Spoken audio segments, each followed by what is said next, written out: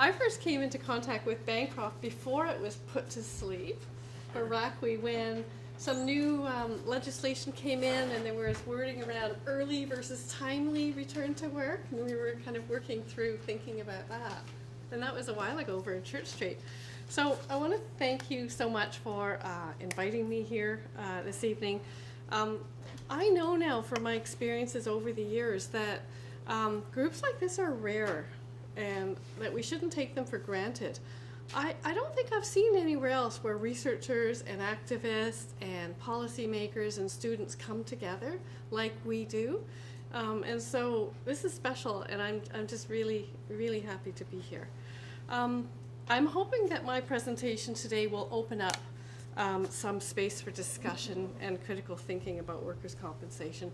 In this case, how we measure return to work. But I have to say, when John first came to me and said, you know, are you interested in being a speaker for this this session on measurement of return to work?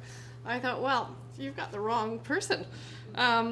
This is a talk about measurement, and I am a qualitative researcher. And so I don't measure things. I conduct in-depth interviews. I engage in observations. I try to understand and conceptualize new territory that hasn't yet been measured or that is not very amenable to measurement. But I didn't turn him down. I'm here now. And the reason is because on second thought, I thought, you know, I've had some concerns about how return to work is measured for a while now. And I think the reason I've had these concerns is because of my qualitative research. There's a disjuncture sometimes between what I'm seeing with my data and what I'm reading in some studies that use these measurement approaches. And so I thought, well, maybe I've been given this really wonderful opportunity to think about this issue a bit more. And so my presentation tonight is not from a measurement expert. And I'm not going to detail to you how WSIB measures return to work. I don't have those data. But what I will do is offer you my insight into and critique of how return to work is measured by researchers, not only in Ontario but elsewhere. And why this matters, how researchers measure things, is that the scientific research by researchers in peer-reviewed journals is about the closest we can come sometimes to establishing facts about return to work. And in this age of alternative facts, we have to start thinking about what the facts are and what facts we think that we can agree on. So that gets us started. So I'm going to cover three main topics tonight. First, I will talk about three sort of measurement issues. The first one about misleading assumptions that we can find in return to work measures. The second one I call apples and oranges, and that's inconsistent measurement of return to work across jurisdictions and studies. And then the third is just important dimensions of return to work that are either not being measured or barely being measured. I'll turn then to the politics of this issue, and then I'll finish up with how we can improve return to work measurement, just some of my thoughts on it. So, return to work measurement issues. In terms of misleading assumptions, I'll talk about three issues, and I'm basically going through cases for this. I'm not offering you a comprehensive talk of everything, but I'll talk about the issue of whether or not return to work is the same thing as being off benefits, administrative data and understanding what's behind the numbers, and also look at some psychological or apsychological measure and think about what it's actually measuring. So, starting off with this end of benefits as return to work. Now, a key challenge for measuring return to work outcomes is that researchers use as a proxy indicator end of benefits to stand for return to work. Now, Do people here think that if you're off benefits, it means you're back at work? No. What are some other reasons to be off benefits? Cut off. You could cut off. You could be cut off. You could have dropped your claim. You could be deemed ready to go back to work, right? So there's quite a number of reasons. And so the challenge is that end of benefits is not necessarily a reliable way to measure return to work. And we hoped in a search that we did recently of studies published over the last 15 years that we would find that maybe people had been moving away from this problematic indicator.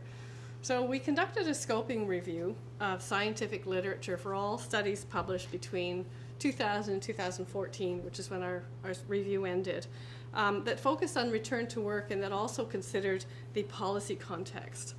And then one of our team members, Bronson Du, led a sub-analysis where we looked within our sample. We found 723 studies.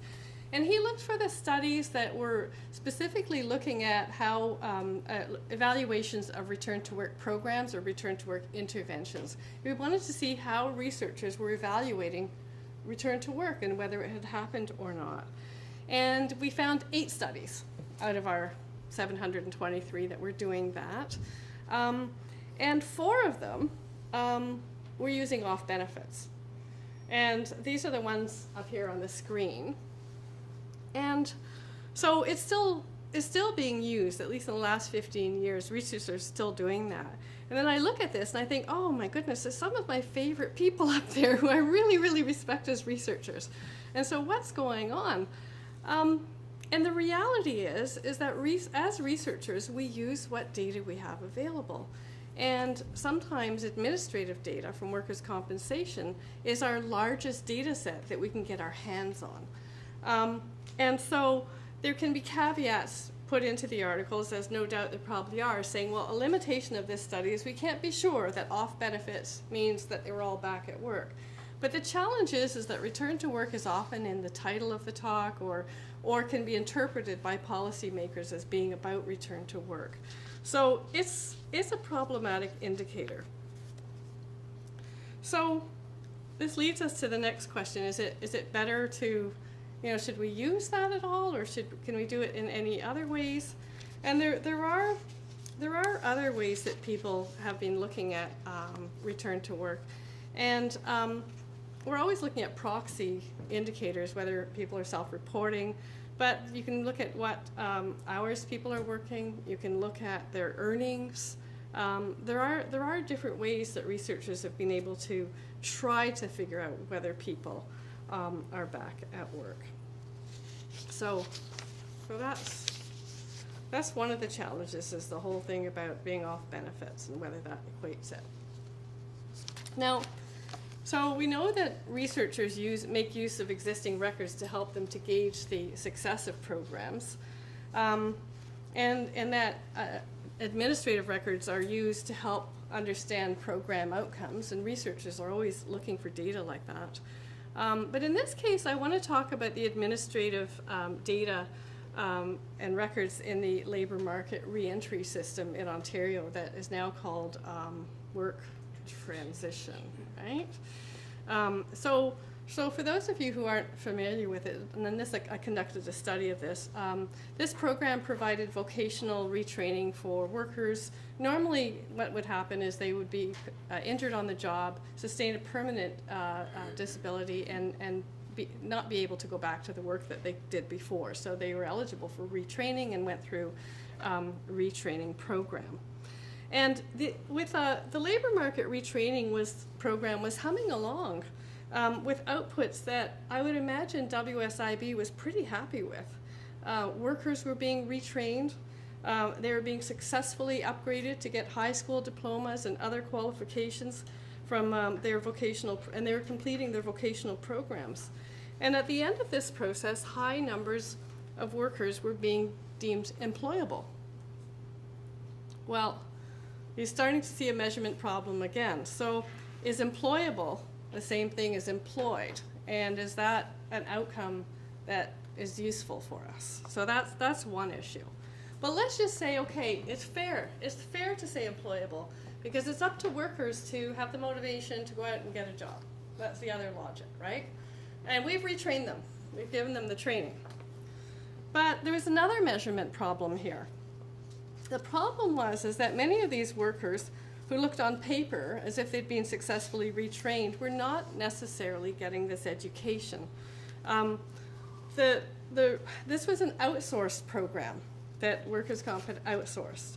And the program success measured on education success and completion numbers outcomes were based on numbers that were not necessarily straightforward. So the study that we conducted involved interviews with the providers of these retraining services and the workers in the program, and we were able to get a picture of what the numbers might mean. We heard providers telling us that they got workers through their high school programs by going at a pace of a grade in 2 months. So you could go through, 4 grades of high school in under a year, right? And I remember I had 3 kids in high school at the time, and I said, I'm going to send my kids to you. We're going to get them through high school really quickly, all 3 of them. Let's just do this. And so they said, no, don't do that. We just teach the core threads of the programs. So then they talked about how they were subcontractors. WSIB was subcontract to provide woke rehab providers, and then they would subcontract to the schools, and then they'd said, well, we feel that we have to offer really quick upgrading because we're worried that we won't get the contract if we don't do it fast, and so that's why we do it quickly. So, what kind of high school completion is this? Are workers getting an education? What do those numbers mean? I remember one worker we spoke with talked about how he had never really been good at school, but he became a genius in this program. And I'm like, well, what do you mean? And he said, well, if he wrote a test and he didn't do well on it, the teacher helped him to write it again until he did well. So at the end of that process, he got really good grades, and the school looked very successful too, on paper. So these are some of the things some of the hazards of administrative data. You have to be able to understand with any administrative data the story behind the numbers. And in this case, because it was subcontracted, the story wasn't clear to very many people at all. Another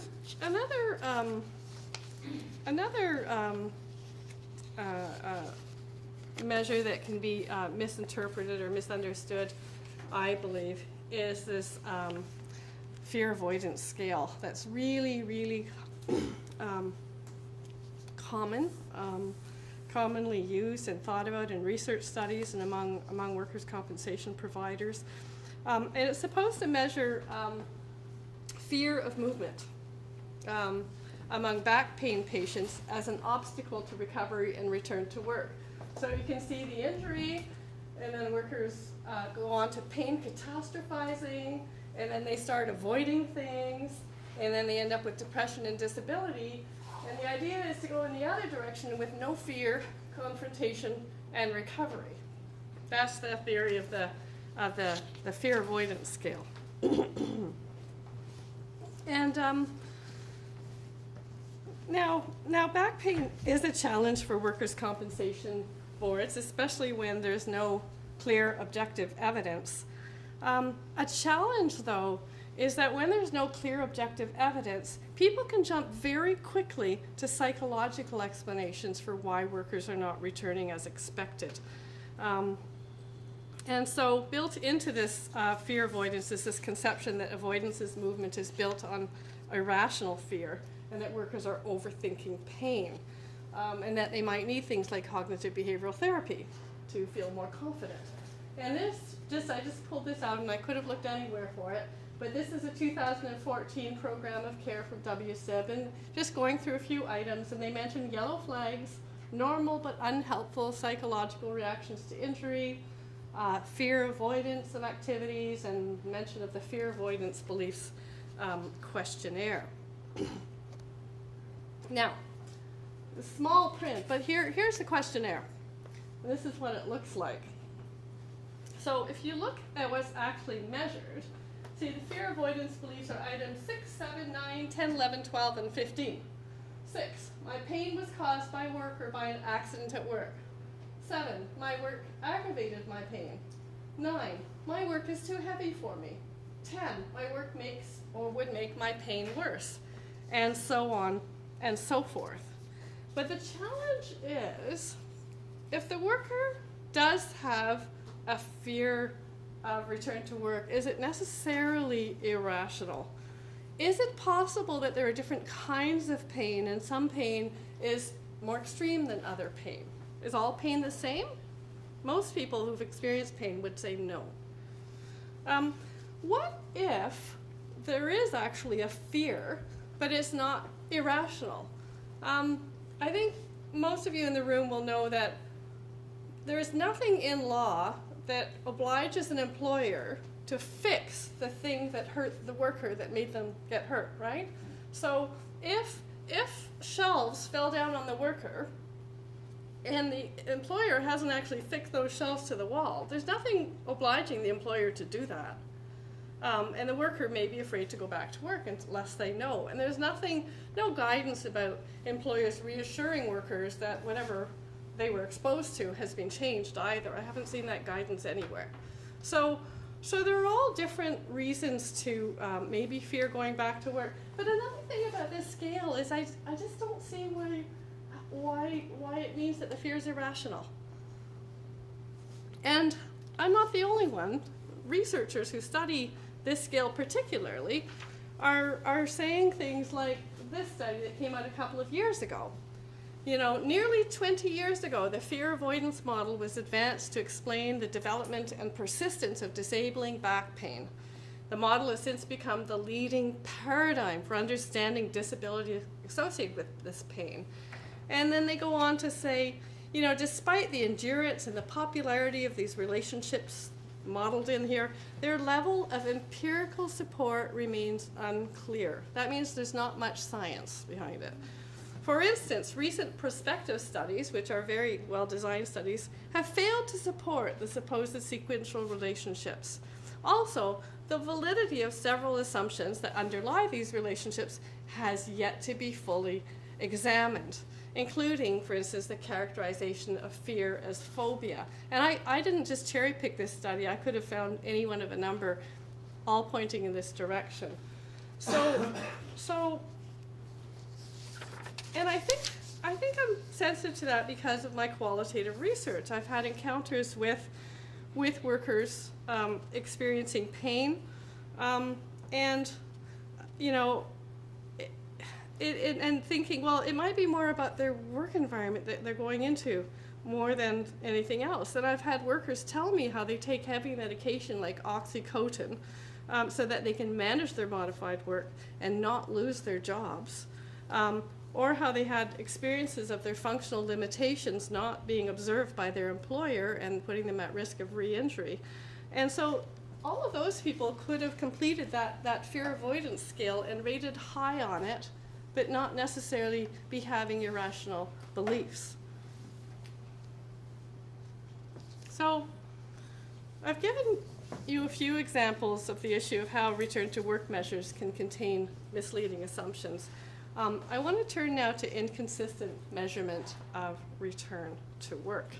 And I'll be focusing on three main issues. Differences in when return to work is supposed to have happened and how people measure it. The issue of interpretation errors about return to work duration in medical assessments, and differences among who reports and what for. So let's go back to the scoping review studies, these 8 studies that we pulled out. And if you look at what we've bolded in blue this time, what I want to draw your attention to is the differences in terms of the return to work follow-up outcome, like when people were considered to have returned to work for the purposes of that study. So we see the first one is 12 months since baseline. Second one is 3 months since post-intervention. And then the other 2 are 24 months. And generally, this raises the broader idea of when are you really back? Like, are you back at work if you've sustained your return to work for 24 months? Are you back at work because you got back for a week? You know, and so researchers haven't developed any consistent way of measuring this. And I don't know that we have a consensus on when you're really back at work, because we all know that the back at work isn't just an off-on. It goes, you know, you go back and then you could be off again a little bit and then go back again. And so the pattern is not necessarily that straightforward. Fiona Clay out of Australia and her group wrote a really interesting paper. It's just cited in really small print down here, but anyone's welcome to get these slides after. How well do we report on compensation systems in studies of return to work, a systematic review? And she did a really nice job of talking about researcher interpretation errors. And the issue is that in order to understand the return to work statistics across different jurisdictions, you have to understand the legal and the policy conditions of each of these jurisdictions. Now, I can see the legal researchers nodding their heads in the room, but health researchers don't nod their heads. Because oh yeah, I was just focusing on like ability to move and pain degree and all that. Not health researchers aren't necessarily trained to think about the jurisdictional context. And so you get studies that are systematic reviews, basically, that are pulling together studies across jurisdictions and looking at, you know, what jurisdiction brings people back to work sooner, this sort of thing. But the thing is that the numbers mean different things in different jurisdictions. So you could take Ontario, where we start looking at time off, time on workers' compensation starting the next day, right? It kicks in right away, lost time. You could look at other jurisdictions, and I didn't even look up what Belgium has, I just use that as an example. Like, for instance, maybe Belgium. And a lot of jurisdictions, you might have employers who are obliged to pay the wages for 2 weeks, and then compensation kicks in. And so if you're looking at, let's just say you have a bunch of workers who, in both jurisdictions, who've been off for 3 weeks off of work. In Canada, it'll look like 3 weeks. In Belgium, it'll look like 1 week, because you only start counting after 2 weeks. This kind of interpretation error happens more frequently than you'd like to know. Well, and this is something that our former Bancroft speakers were talking about as well, and I thought it was worth repeating. Catherine Lepel, Joan Eakin, Lynn Holness, and Dana House gave a talk a while ago, and they were looking at the role of doctors as gatekeepers and comparing Ontario and Quebec. And they, one of their observations was that their gatekeeping roles differed between the two provinces, and that Quebec legislation gives greater weight to the opinion of the treating physician. And so, so the point is made here that findings of some of these studies may reflect a system more than an intervention effect. So what they're trying to say is that if you don't know how the system works and which physician's evidence is being accepted in one jurisdiction versus another jurisdiction, you won't be able to properly compare the numbers of how people even get onto workers' comp in the first place.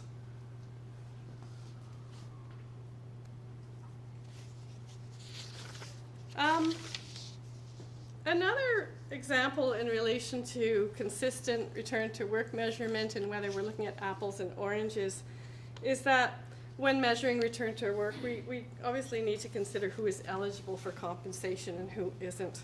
So for instance, in many European jurisdictions, mental health is covered, whereas here we have very little coverage for it.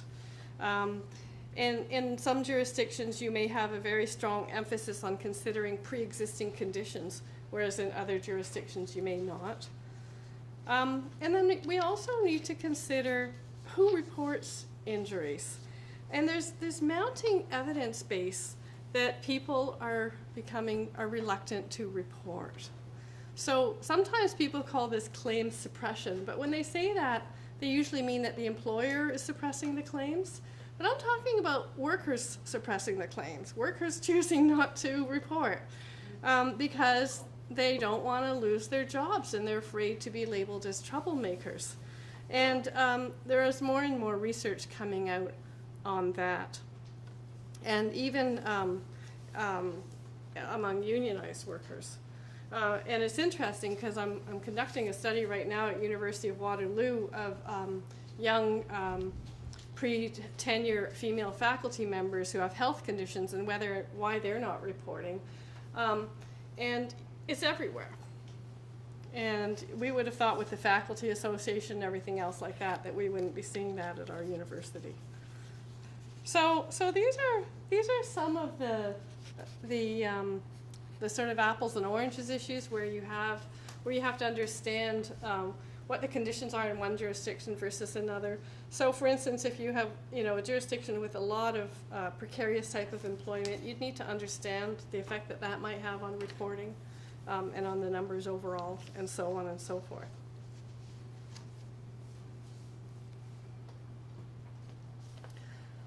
Now to go to some important dimensions of return to work that are not or are barely being measured.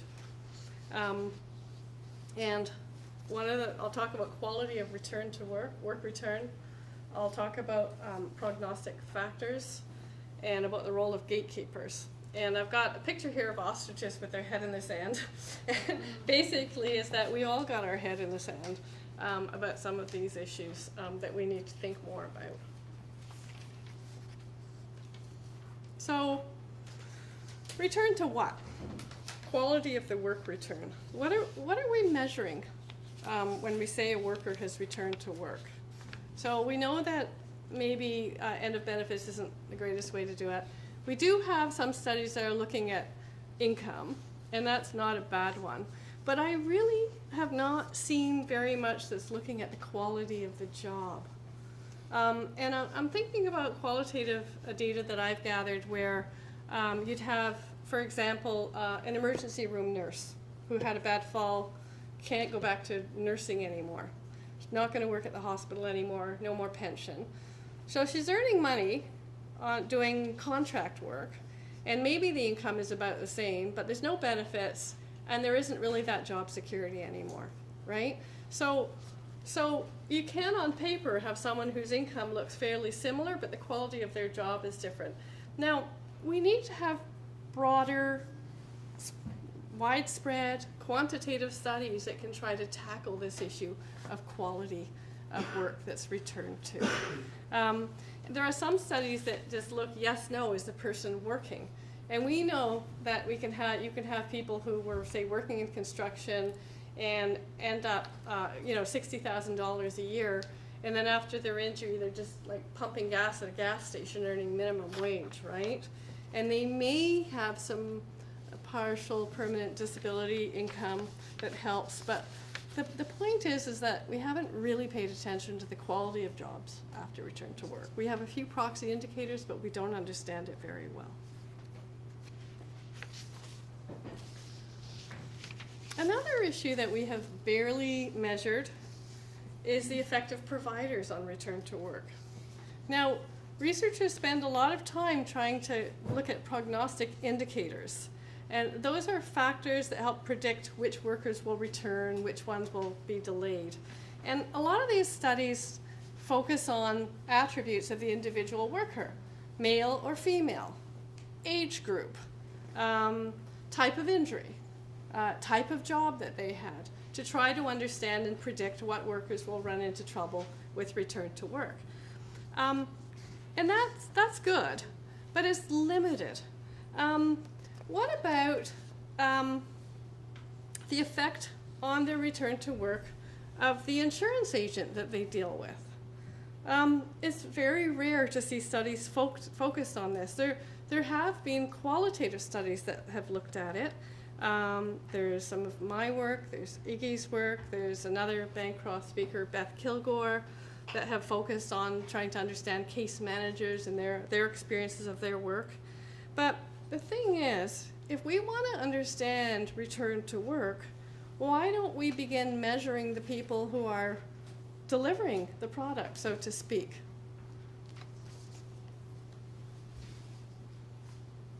So we are we are seeing a little bit of this. I mean, in the last year, several papers were published that focus on the role of healthcare providers, and again, much of this is qualitative work.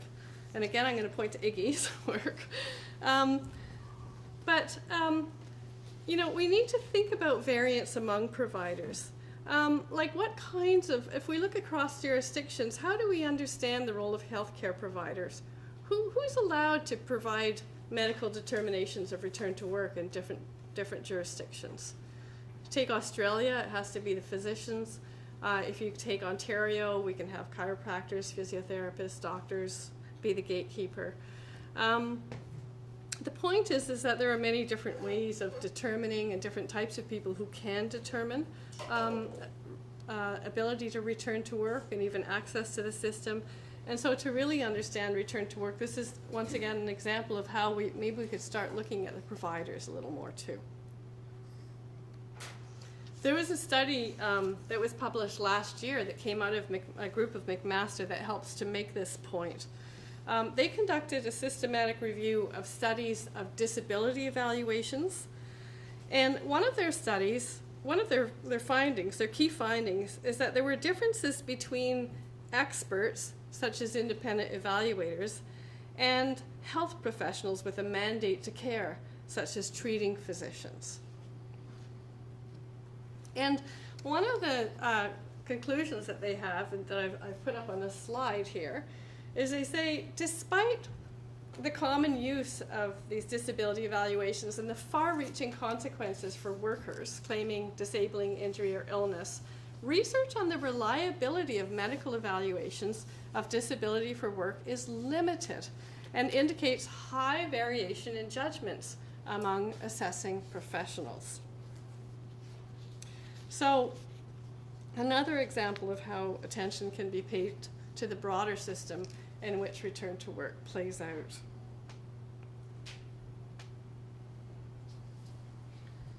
So, the title that I gave to this presentation is The Design and Politics of Return to Work Measurement. And so far I haven't talked about the political aspect of it, and I want to turn to that now. But fundamentally, the political issue is the old adage that what gets measured gets managed. And so if we don't measure something, it doesn't exist on paper, it doesn't get resources applied to it, and so on. So when I think of a big one, I think, okay, mental health that arises in and out of work. We don't measure that. We don't know. We know it's there, but it doesn't exist for us, right? So we may, and there are other things that we may measure, but we may measure it in such a way that we're drawn to certain outcomes and not others. The way we measure it may shine light on certain issues and cast other issues into the dark shadows. What are, dark shadows? I think we have a dark shadow over people who are deemed ineligible for benefits. We don't know enough about what happens to them. We know what we hear from people in legal clinics talking about cases that come to them, but we don't really have enough data on the extent of the problem or what it looks like in broader terms.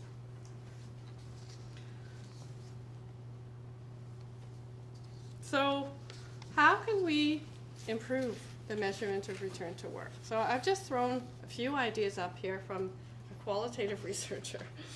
So this isn't surprising. I'll say consider context. To help with interpretation errors, we can design and interpret measures in light of contextual conditions.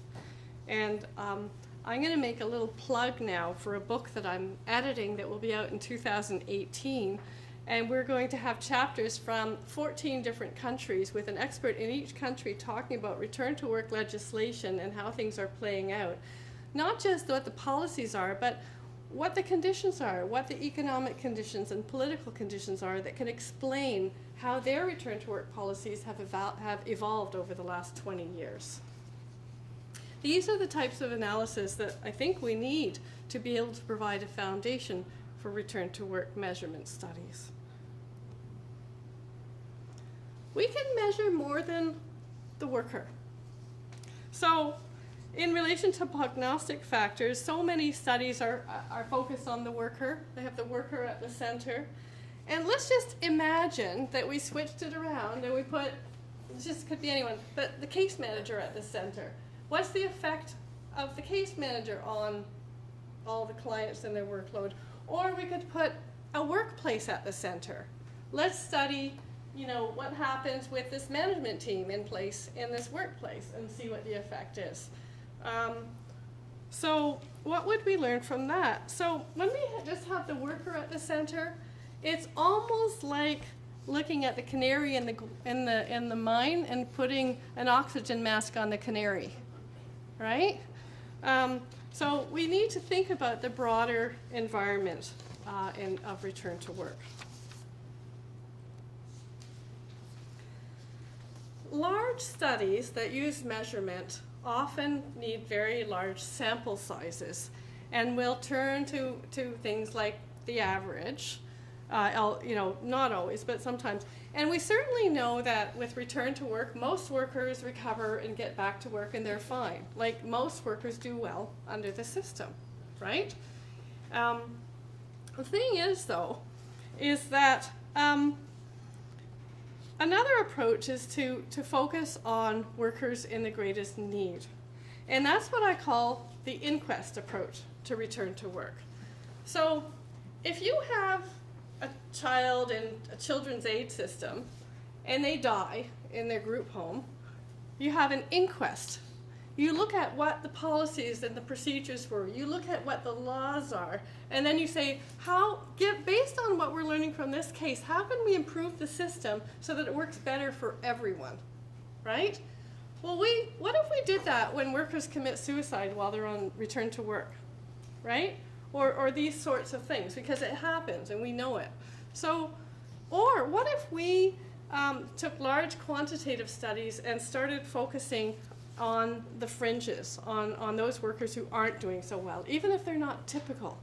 Let's just look at the workers in greatest need. The argument can be made, some people make the fiscal argument, well, yeah, they're the workers that cost the most, so we should focus on them. And that can be a reason. So could be a fiscal, also a moral argument for that. And then there's the standardized measures, and that was an issue brought up by this McMaster group in their study of disability evaluations. And they recommended much more standardization of disability assessment to improve reliability in expert judgments of work disability. They note in their study that across OECD countries, half of all claims are denied. And they suggest that fairer evaluations might be achieved with standardized instruments. I can imagine that then you get into disagreements like, what's that standard going to be? And you start having a tussle about that. But at least maybe we would be dealing with a common fact or a common reality. When we say disability evaluation, we'd know what we're talking about. So, and then in terms of measurement, this is something that people have been talking about for ages. If only we could have linked databases so that when someone goes through one system, like workers' compensation, and they drop their claim, or they go through successfully and come to the end, what happens to them next? Do we see them showing up in other social insurance support systems? How can we track them? Right now, John Stapleton's paper on the welfarization of disability is sort of an amazing paper, and it's the best thing we have right now. But all that does, I don't want to diminish it, what that does is it looks at expenditures in each of the systems and whether they're going up and down over time, and he says more and more going up in the welfare system. But what if we could actually track individuals across? So, just to wrap up, what I've tried to do is to open up a discussion on this topic of measuring return to work. I know there's a panel that will be offering more thoughts and advice on it. So I hope I've just opened up some ideas as well. I've tried to provide some examples of return to work measures that can contain misleading assumptions, of ways that we sometimes have inconsistencies in measuring return to work, and some areas that are under-measured. And I've also tried to point to ways that we might be able to overcome some of those challenges. They're not insurmountable. We can really work to have proxy measures that are valid. We can work to have consistent measurement and consideration of the policy and political context so that we avoid interpretation errors. We can conduct studies that focus on return-to-work providers, gatekeepers that focus on the work environment, as well as studies that focus on the workers. And then we can work toward developing the political will to share, maybe it's a technical issue, but to share and link databases across ministries. Good, thank you.